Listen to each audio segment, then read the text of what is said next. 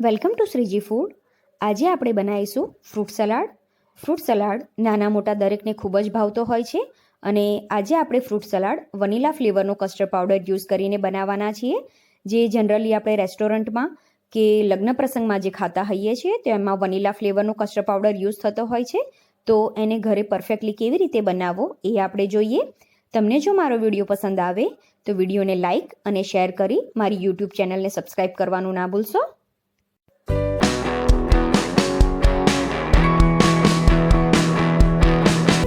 સૌથી પહેલાં આપણે 1 લીટર ફૂલ ફેટ મિલ્ક લેવાનું છે. એમાંથી 4-5 ટેબલસ્પૂન જેટલું દૂધ આપણે એક બાઉલમાં લઈ લઈશું અને બાકીનું દૂધ મીડિયમ ગેસ ઉપર ગરમ કરવા માટે મૂકી દઈએ. હવે આ દૂધમાં આપણે 1 ટેબલસ્પૂન વનીલા ફ્લેવરનો કસ્ટર્ડ પાવડર એડ કરવાનો છે. હાથથી આ રીતે લેવલ કરીને લેવાનો છે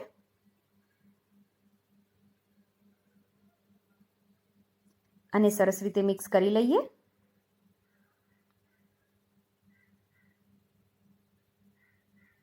મિક્સ થઈ ગયું છે આ. હવે આપણે જે દૂધ ગરમ કરવા માટે મૂક્યું હતું એની સાઈડમાં નાના નાના બબલ્સ આવવાના શરૂ થઈ ગયા છે. એનો મતલબ દૂધ હવે ગરમ થવા લાગ્યું છે. તો એને એકવાર હલાવી લઈએ અને આપણે જે કસ્ટર્ડ પાવડરનું મિક્સર બનાવીને રાખ્યું એ આમાં એડ કરવાનું છે. હવે મિક્સ કરતાં પહેલાં એને એકવાર હલાવી લેવાનું અને કસ્ટર્ડ પાવડર એડ કરીને આપણે દૂધને કોન્સ્ટન્ટ હલાવતા રહીશું, કેમ કે કસ્ટર્ડ પાવડરમાં કોર્નફ્લોરનું મિક્સિંગ હોય એટલે દૂધ નીચે ચોંટવા લાગે, એટલે એવું ના થાય એના માટે એને કોન્સ્ટન્ટ હલાવતા રહેવું. કસ્ટર્ડ પાવડર એડ કરીને મેં 1 મિનિટ દૂધને ઉકાળી લીધું છે. હવે એમાં 100 ગ્રામ શુગર એડ કરીએ.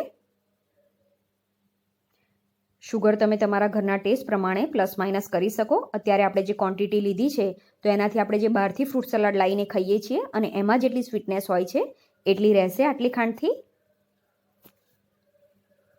2 થી 3 મિનિટમાં સુગર કમ્પ્લીટલી ડિઝોલ્વ થઈ જશે આમાં. સાઈડથી પણ એને ઉખાડતા રહીશું. ખાંડ ઓગળી જાય એ પછી પણ આપણે આ દૂધને 2 મિનિટ માટે ઉકાળવાનું છે.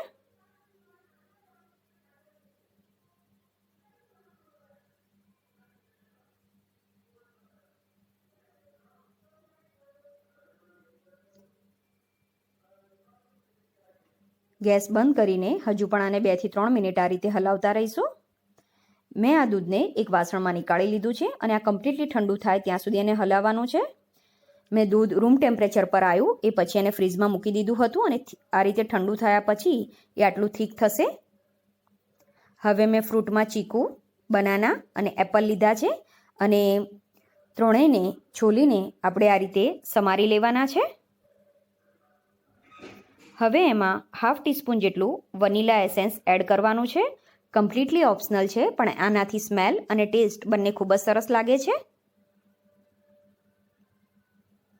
એને એકવાર મિક્સ કરી લો. હવે આપણે આ ફ્રૂટ આમાં એડ કરીએ. મેં 2 એપલ, 5 ચીકુ અને 3 બનાના લીધા છે.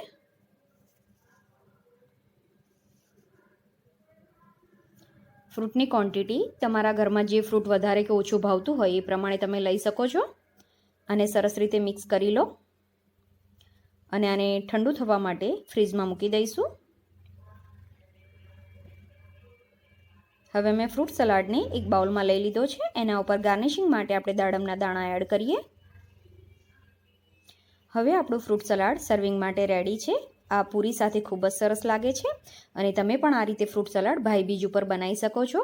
પણ જો તમે વધારે ક્વોન્ટિટીમાં ફ્રૂટ સલાડ બનાવતા હો તો ક્યારેય પણ ફ્રૂટ અને દૂધને મિક્સ કરીને લાંબો ટાઈમ નહીં રાખવાનું. આપણે જે રીતે કસ્ટર્ડનું મિક્સર બનાવીને દૂધ એકદમ ઠંડુ કર્યું એ રીતે તમે દૂધ ઠંડુ કરીને રાખી શકો અને જ્યારે એને તમારે યુઝમાં લેવાનું હોય તો એના 1-8 કલાક પહેલાં તમે એમાં ફ્રૂટ એડ કરી શકો છો.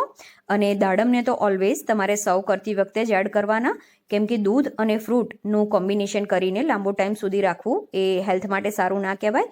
એટલે તમે દૂધને બનાવીને ફ્રીજમાં 2 થી 3 દિવસ સુધી સ્ટોર કરી શકો છો અને જ્યારે પણ તમારે એને ઉપયોગમાં લેવું હોય ત્યારે આ રીતે ફ્રૂટ એમાં એડ કરીને વાપરવાનું, એ વધારે સારું રહેશે. આઈ હોપ તમને મારો આજનો વિડીયો પસંદ આવ્યો હશે. આવા જ બીજા વિડીયો શીખવા મારી ચેનલને સબસ્ક્રાઈબ કરવાનું ના ભૂલશો.